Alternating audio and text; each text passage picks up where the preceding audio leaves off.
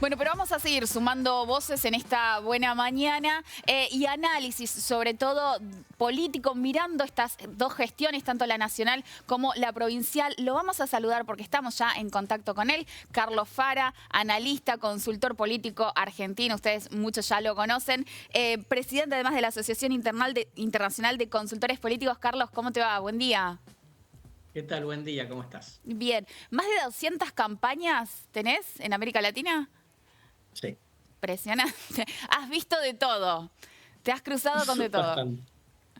bastante, bastante. Bueno, Carlos, a ver, para arrancar, yo te diría que arranquemos con la gestión nacional, con Javier Milei, y la primera pregunta en este contexto es pensar la imagen alta, la imagen positiva que logra sostener Javier Milei a lo largo de este año, aún con cifras económicas que, si bien en términos técnicos la inflación ha bajado, el poder adquisitivo de los argentinos y las argentinas todavía está muy frío, es muy difícil el día a día. ¿Es una luna de miel extendida la que está viviendo o logró consolidar su gestión y su poder político? Bueno, yo te diría que logró consolidar, ¿no? Porque llegó al gobierno con muchos interrogantes, ¿no? Tanto desde el punto de vista económico como desde el punto de vista político, teniendo en cuenta que es el gobierno más débil políticamente desde el 83.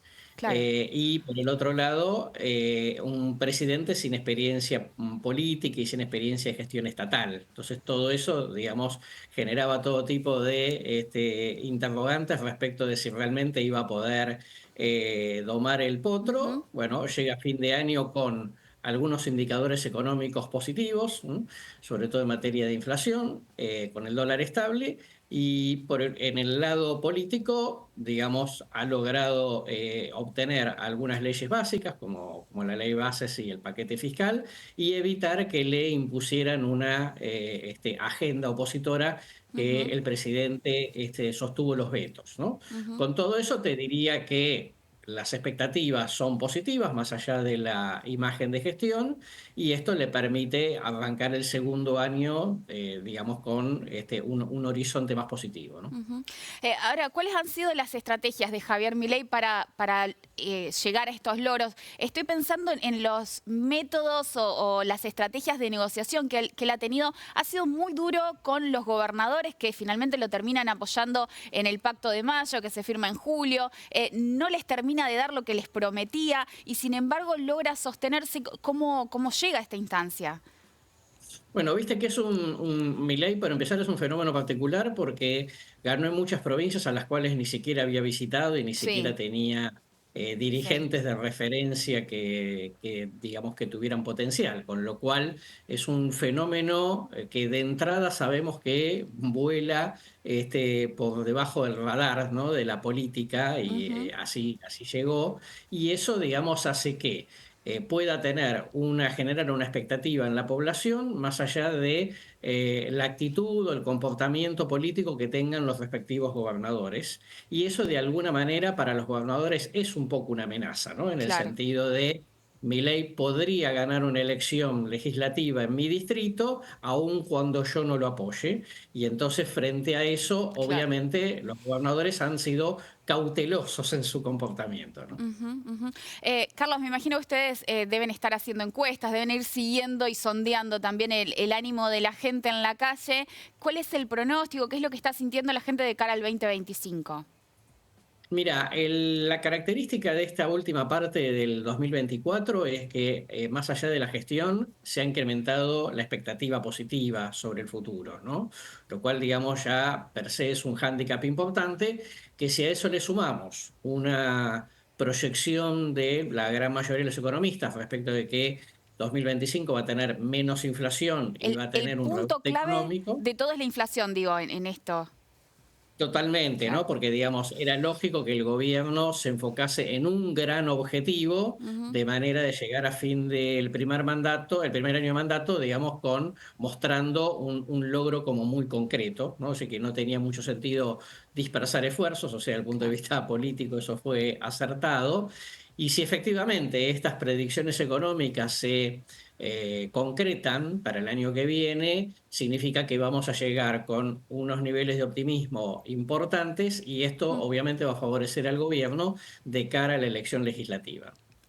El pronóstico hoy es que va a lograr superar los márgenes electorales que tuvo.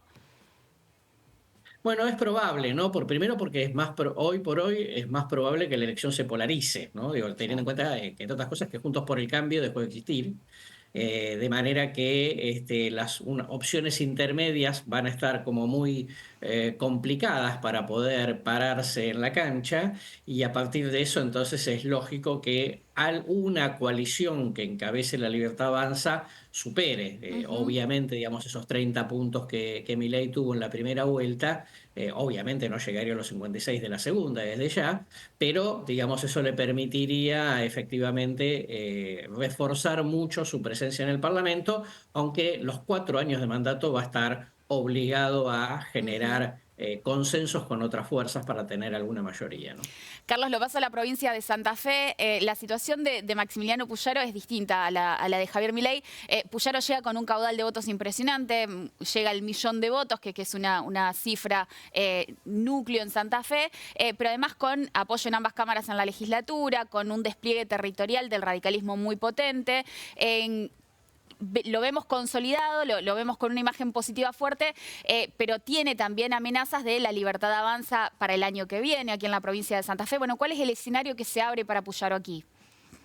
Bueno, a ver, recordemos que lo más probable es que tengamos un escenario de elecciones divididas, ¿no? Sí. Entre lo que tiene que ver con el proceso de elección de constituyentes y al mismo tiempo, bueno, las renovaciones de los consejos deliberantes. Con lo cual, yo creo que lo más probable, digamos, es que Ujú. Puyaro arranque el año con resultados positivos en estas elecciones adelantadas y que después, con el tiempo, vamos a ver, todavía no sabemos si va a haber pasos nacionales. Claro. Sí, hay pasos provinciales y eso es un elemento muy importante porque podría dar lugar a que se genere algún tipo de coalición con La Libertad Avanza, yo no lo descarto, Ajá. teniendo en cuenta que si, digamos, un Puyaro que salga reforzado de las elecciones provinciales anticipadas, eso también le genere un indicador al gobierno nacional respecto de que es preferible, digamos, ir juntos a tener que correr el riesgo, digamos, de ir separados. Por lo menos se abre un interrogante que creo que hoy ninguna de las dos partes lo puede responder. Ujú. ¿Cuál es la expectativa sobre Puyaro respecto de los armados o de la política nacional? Estoy pensando en la fortaleza que tuvo la región centro este año. Hay un armado allí de gobernadores que comparten provincias con características similares que están teniendo, bueno, una proyección nacional también. ¿Cómo se lo está viendo a Puyaro en este contexto? Mm, A ver, primero yo creo que al principio del año hubo como una actitud un poco más, si querés, de rebeldía por parte de los gobernadores, Sí. sobre todo de los que tienen más músculo, obviamente como Puyaro, pero que eso después, digamos, se fue un poco diluyendo a lo largo del tiempo frente a la dureza de negociación del gobierno, Ujú. por un lado, que se fue consolidando, como decíamos recién, y eso lo que hizo fue, de alguna manera, como bajarle el tono, ¿no? A la relación un poco más conflictiva con el gobierno nacional, pese a que hay temas complicados, ¿no? Obviamente con el manejo de recursos. Con lo cual yo, en ese sentido, digamos, lo que veo es que cada gobernador va a tender, digamos, a cuidar su propio territorio, Claro. y después ver qué onda pasa para 2027, digamos, ya con algún capital asegurado, insisto, particularmente en el caso de Santa Fe, por lo que tiene que ver con el proceso de reforma constitucional. Ujú.